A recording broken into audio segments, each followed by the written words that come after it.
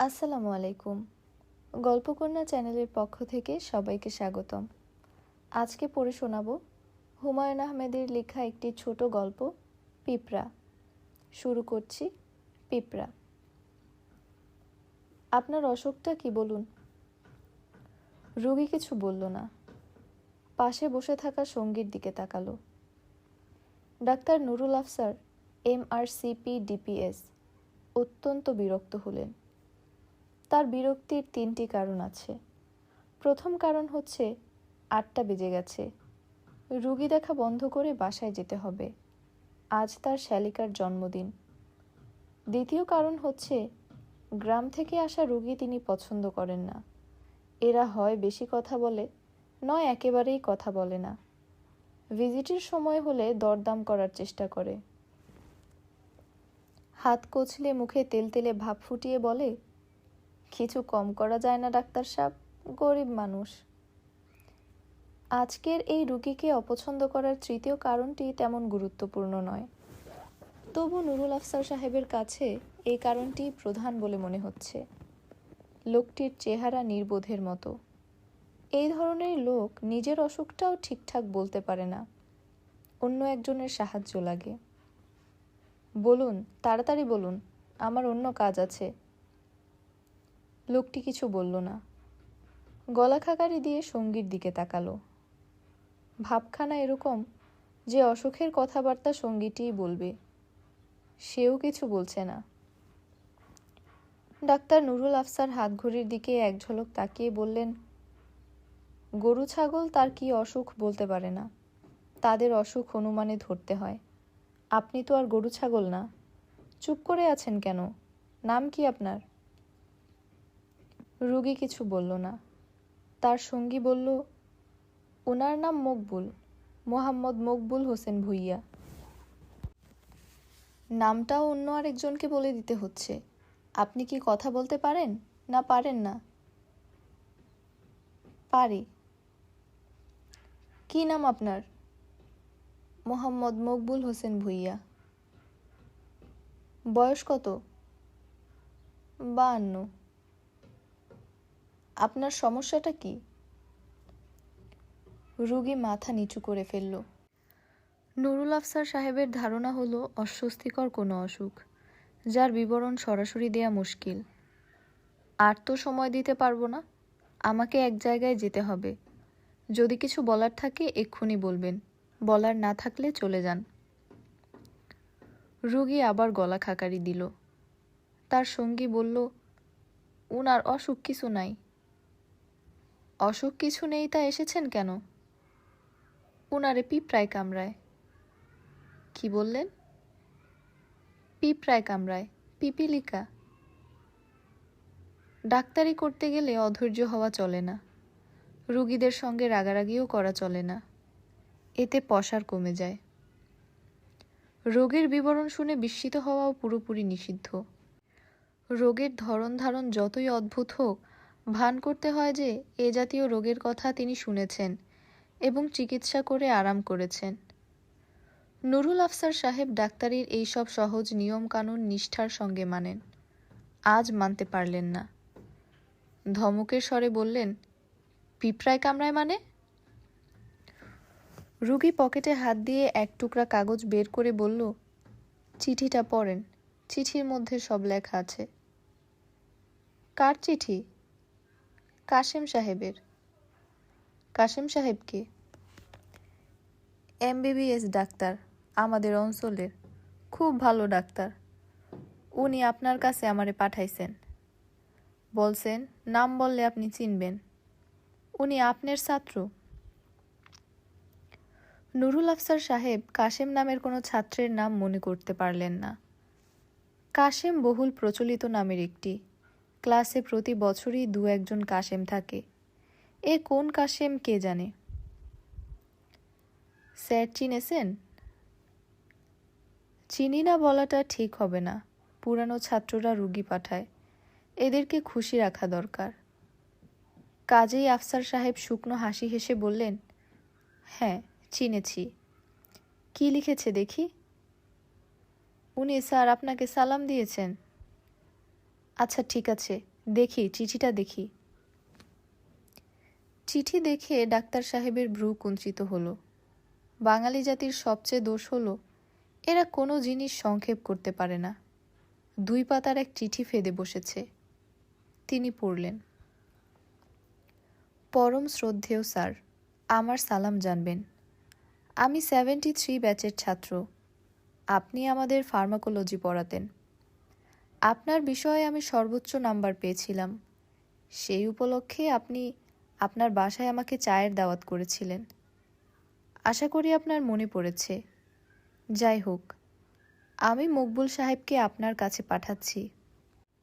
মকবুল সাহেব এই অঞ্চলের একজন অত্যন্ত ধনবান ব্যক্তি। সে বছর 4 ধরে অদ্ভুত এক ব্যাধিতে ভুগছে। একে ব্যাধি বলা যাবে না, কিন্তু অন্য কোনো নামও আমি পাচ্ছি না। ব্যাপারটা হচ্ছে তাকে সব সময় পিঁপড়ায় কামড়ায়। বুঝতে পারছি বিষয়টা আপনার কাছে খুবই হাস্যকর মনে হচ্ছে। শুরুতে আমার কাছেও মনে হয়েছিল। আমি ভেবেছিলাম এটা এক ধরনের মানসিক ব্যাধি। বর্তমানে আমার সেই ধারণা পুরোপুরি ভেঙে গেছে। আমি নিজে লক্ষ্য করেছি মকবুল সাহেব কোথাও বসলেই সারি বেঁধে পিঁপড়া তার কাছে আসতে থাকে। পীর ফকির, তাবিজ, ঝাড়ফুঁক জাতীয় আধি ভৌতিক চিকিৎসা সবই করানো হয়েছে, কোনো লাভ হয়নি। আমি কোনো উপায় না দেখে আপনার কাছে পাঠালাম। আপনি দয়া করে ব্যাপারটা হেসে উড়িয়ে দেবেন না।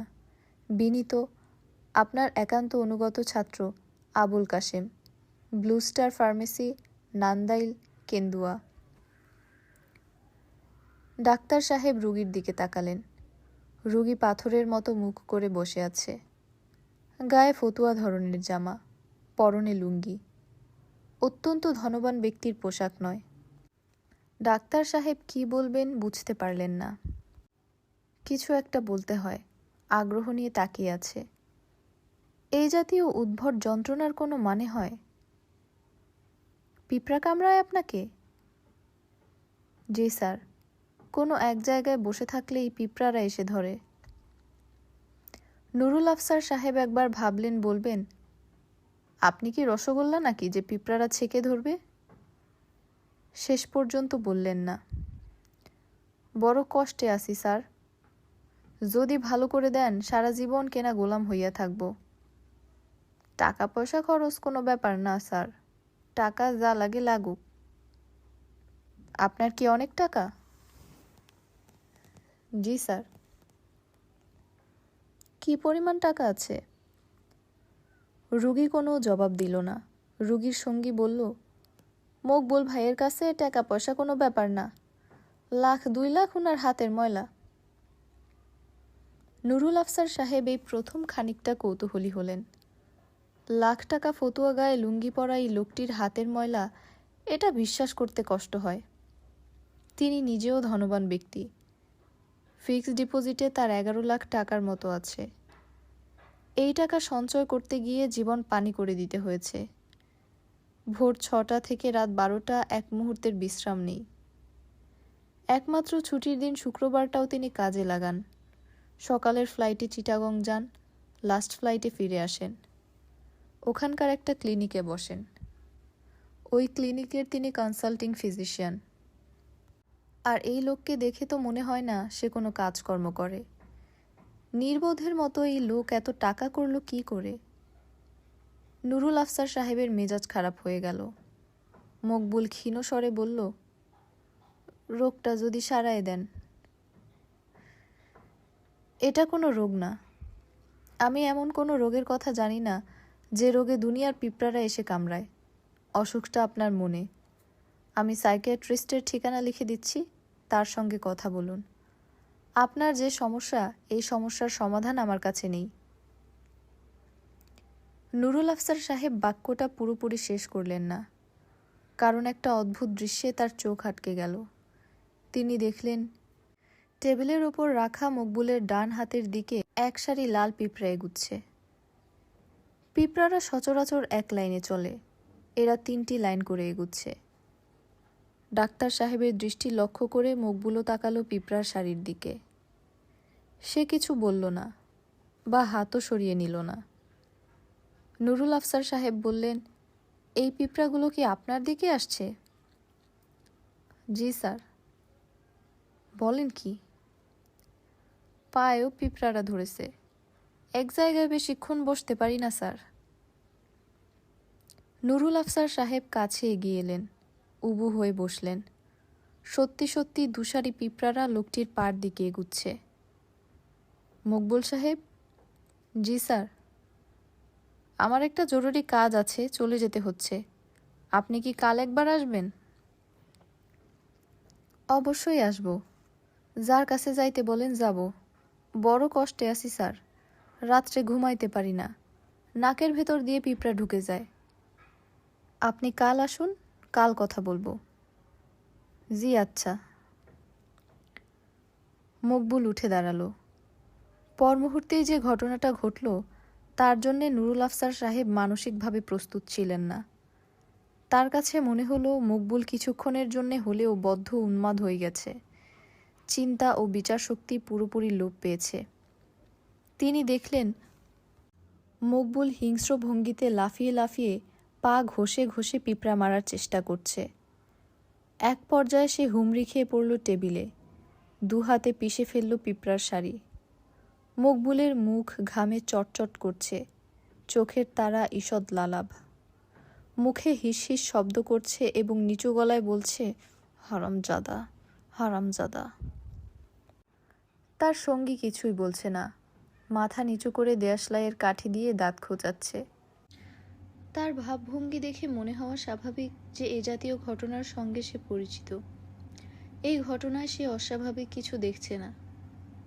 নুরুল আফসার সাহেব মলির জন্মদিনের কথা সম্পূর্ণ ভুলে গেলেন। রোগীর দিকে হতভম্ব চোখে তাকিয়ে রইলেন। তার দুজন অ্যাসিস্ট্যান্টও ছুটে এসেছে। তারা দরজা ধরে দাঁড়িয়ে আছে। তাদের চোখে মুখে বিস্ময়ের চেয়ে ভয় বেশি। মকবুল হঠাৎ করেই শান্ত হয়ে গেল। নিচু গলায় বলল, স্যার কিছু মনে নিবেন না। এই পিঁপড়ার ঝাঁক আমার জীবন শেষ কইরা দিছে। হারামজাদা পিঁপড়া। এক গেলাস ঠান্ডা পানি দিবেন?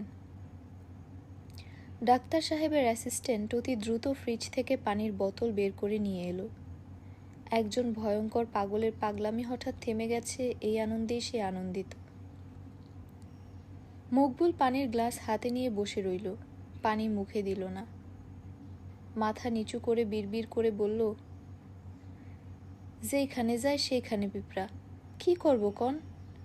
যে খাটে ঘুমাই সেই খাটের পায়ের নিচে বিরাট বিরাট ঘটির সরা, সরা ভর্তি পানি, তাতেও লাভ হয় না। লাভ হয় না? জি না। কেমনে কেমনে জানি বিছানায় পিঁপড়া উঠে। ঘন্টায় ঘন্টায় চাদর বদলাইতে হয়। বলেন কি? সত্যি কথা বলতেছি জনাব, এক বর্ণ মিথ্যা না। যদি মিথ্যা হয় তাহলে যেন আমার শরীরে কষ্ট হয়। আমি জনাব এক জায়গায় বেশিক্ষণ থাকতেও পারি না, জায়গা বদল করতে হয়। আমার জীবন শেষ। ডাক্তার সাহেব এক দৃষ্টিতে তাকিয়ে রইলেন। যে লোকটিকে শুরুতে মনে হয়েছিল কথা বলতে পারে না, এখন দেখা যাচ্ছে সে প্রচুর কথা বলতে পারে। এটাই স্বাভাবিক। গ্রামের লোকজনের প্রাথমিক ইনহিবিশন কেটে গেলে প্রচুর কথা বলে। প্রয়োজনের কথা বাদ দিয়ে অপ্রয়োজনের কথাই বেশি বলে।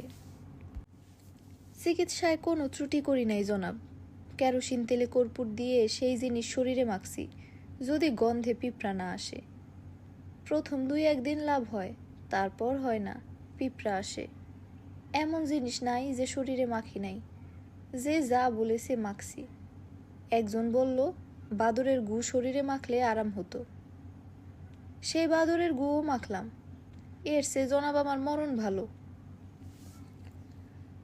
ডাক্তার সাহেব তার অ্যাসিস্ট্যান্টের দিকে তাকিয়ে বললেন, বাসায় টেলিফোন করে দাও যে আমি একটা ঝামেলায় আটকে পড়েছি, আসতে দেরি হবে। আর আমাদের চা দাও। আপনি চা খান তো? জি, চা খাই। চা খেতে খেতে বলুন কিভাবে এটা শুরু হলো, প্রথম কখন পিঁপড়া আপনার দিকে আকৃষ্ট হলো।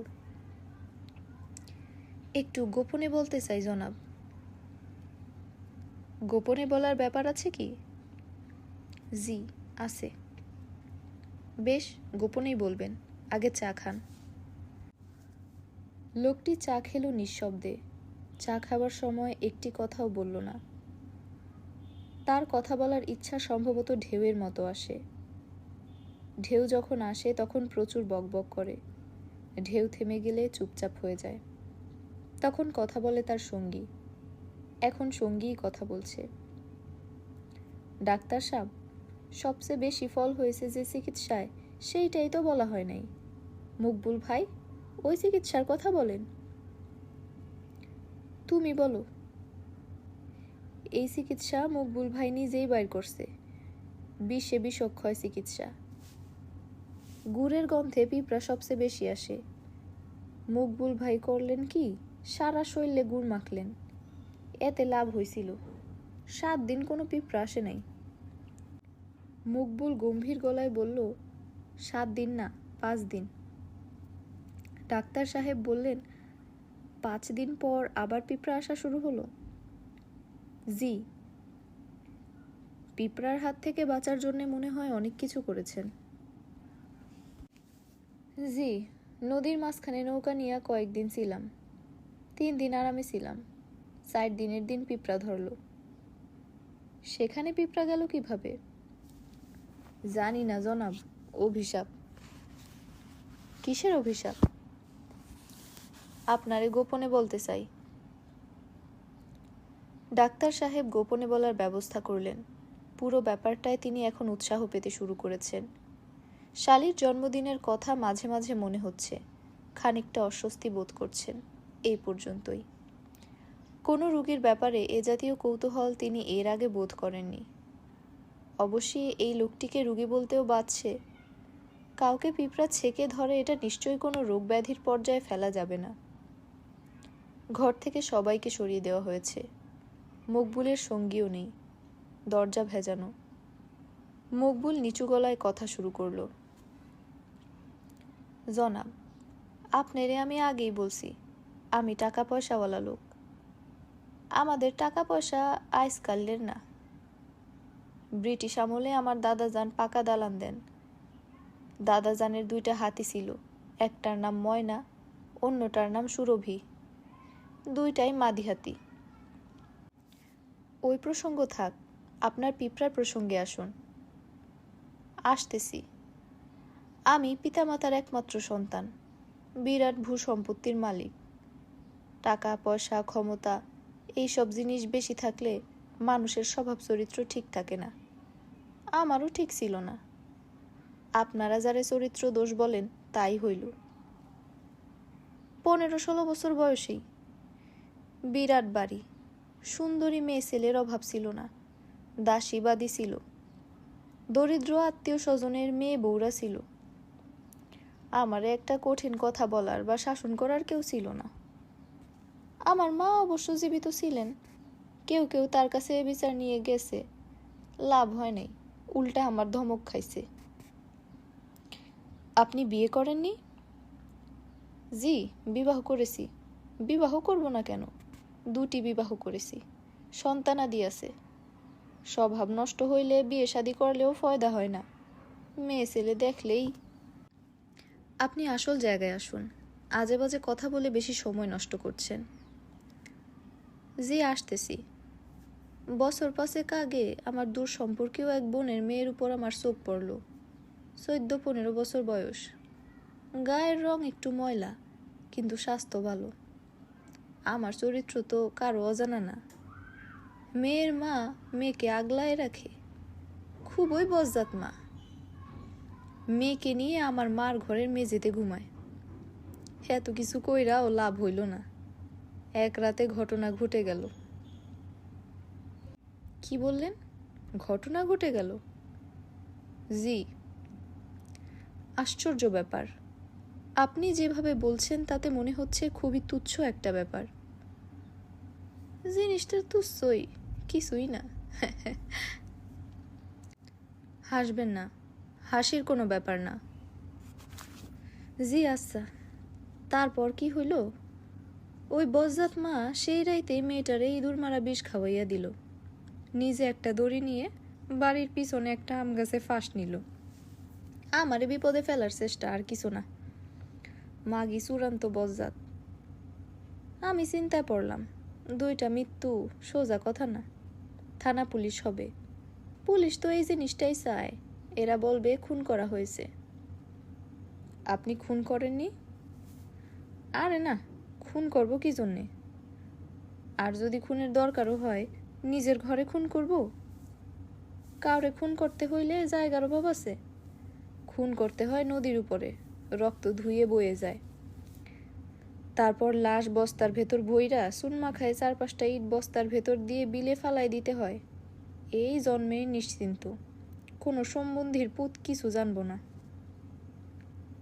আপনি খুনও করেছেন?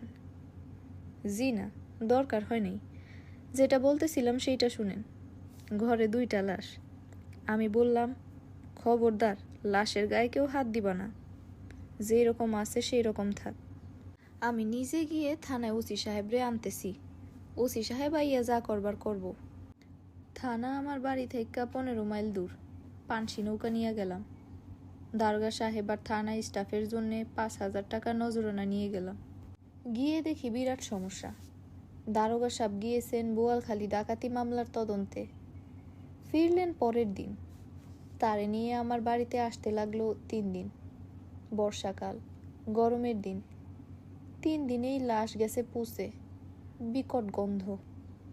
দারোগা সাবরে নিয়ে কাঁঠাল গাছের কাছে গিয়ে দেখি অদ্ভুত দৃশ্য। লাখ লাখ লাল পিঁপড়া লাশের শরীরে। মনে হইতেছে মাগির সারা শরীরে লাল চাদর।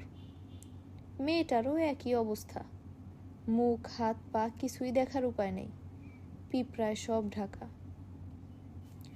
মাঝে মাঝে সব পিঁপড়া যখন একসঙ্গে নড়ে, তখন মনে হয় লাল চাদর কেউ যেন ঝাড়া দিল।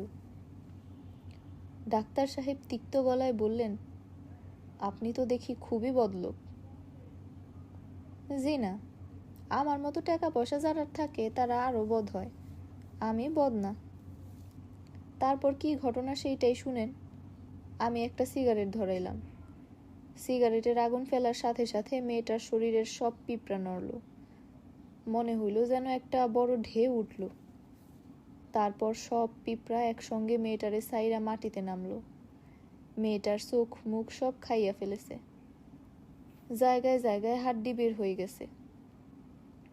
দারোগা সাহেব রুমাল দিয়ে নাক চেপে ধরে বললেন, মাবুদে এলাহি। তারপর অবাক হয়ে দেখি সব পিঁপড়া একসঙ্গে আমার দিকে আসতেছে। ভয়ঙ্কর অবস্থা। আমি দৌড় দিয়ে বাইরে আসলাম। কিছুক্ষণের মধ্যে পিঁপড়াগুলা বাইরে আসলো। মনে হইল আমারে খুঁজতেছে। সেই থাইক্কা শুরু, যেখানে যায় পিঁপড়া। জনাব, আপনার এই ঘরে কি সিগারেট খাওয়া যায়? খাওয়া গেলে একটা সিগারেট খাইতে চাই। খান। শুকুর আলহামদুলিল্লাহ। মকবুল সিগারেট ধরালো। তার মুখ বিষণ্ণ। সে আনাড়িদের মতো ধোঁয়া ছাড়ছে, খুক খুক করে কাশছে। খানিকটা দম নিয়ে বলল, আমার কাশি ছিল না, এখন কাশি হয়েছে। নাকের ভেতর দিয়া পিঁপড়া ঢুকে গেছে ফুসফুসে। ওরা ওইখানেই বসবাস করে। কেমনে বুঝলাম জানেন? কাশির সাথে রক্ত আসে, আর আসে মরা পিঁপড়া। ডাক্তার সাহেব এক দৃষ্টিতে তাকিয়ে রইলেন। মকবুল সিগারেটের লম্বা টান দিয়ে বলল, সিগারেট খাইতেছি যাতে ভালো মতো কাশি উঠে। কাশি উঠলে কাশির সাথে পিঁপড়া ও পিঁপড়ার ডিম বাইর হবে, আপনি দেখবেন নিজের চোখে। আমি ঘোষণা দিছি, যে আমারে পিঁপড়ার হাত থেকে বাঁচাইব তারে আমি নগদ 2 লাখ দিব। আমি বদলোক হইতে পারি, কিন্তু আমি কথার খেলাপ করি না। আমি টাকা সাথে নিয়ে আসছি, আপনি আমারে বাঁচান। ডাক্তার সাহেব কিছু বললেন না। তিনি তার বিশাল সেক্রেটারিয়েট টেবিলের উপরের কাচের দিকে তাকিয়ে আছেন। মকবুলের বাম হাত টেবিলের উপর। 2 সারি পিঁপড়া টেবিলের দুপ্রান্ত থেকে সেই হাতের দিকে এগুচ্ছে। মকবুলেরও সেই দিকে চোখ পড়ল। সে ছোট্ট নিঃশ্বাস ফেলে বলল, আপনার কিছু করা সম্ভব না, ঠিক না ডাক্তার সাহেব? হ্যাঁ, ঠিক। আমি জানতাম আমার মরণ পিঁপড়ার হাতে। মকবুল মন্ত্রমুগ্ধের মতো এগিয়ে আসা পিঁপড়ার সারি দুটির দিকে তাকিয়ে আছে। তার চোখ চকচক করছে। সে তার বাঁ হাত আরেকটু এগিয়ে দিয়ে নিচু গলায় বলল, নে, খা। পিঁপড়ারা মনে হলো একটু থমকে গেল। গা বেয়ে উঠল না। কিছুক্ষণ অনিশ্চয়তায় ভুগল।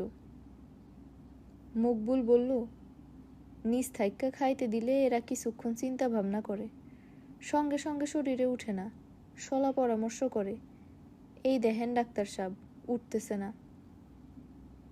তাই তো দেখছি। 2-1 মিনিটের ব্যাপার। 2-1 মিনিটে সলা পরামর্শ শেষ হইব, তখন শরীরে উঠা শুরু করব। হলো তাই। ডাক্তার সাহেব লক্ষ্য করলেন পিঁপড়ার দল মকবুলের বাঁ হাতেই উঠতে শুরু করেছে। 2টি সারি ছাড়াও নতুন এক সারি পিঁপড়া রওনা হয়েছে। এই পিঁপড়াগুলোর মুখে ডিম। ডাক্তার সাহেব ভেবে পেলেন না, মুখে ডিম নিয়ে পিঁপড়াগুলো যাচ্ছে কেন, এরা চায় কি, কে তাদের পরিচালিত করছে, কে সেই সূত্রধর। শেষ হলো হুমায়ুন আহমেদের লেখা ছোট গল্প পিঁপড়া। গল্পটি আপনাদের কেমন লেগেছে অবশ্যই জানাবেন। ধন্যবাদ।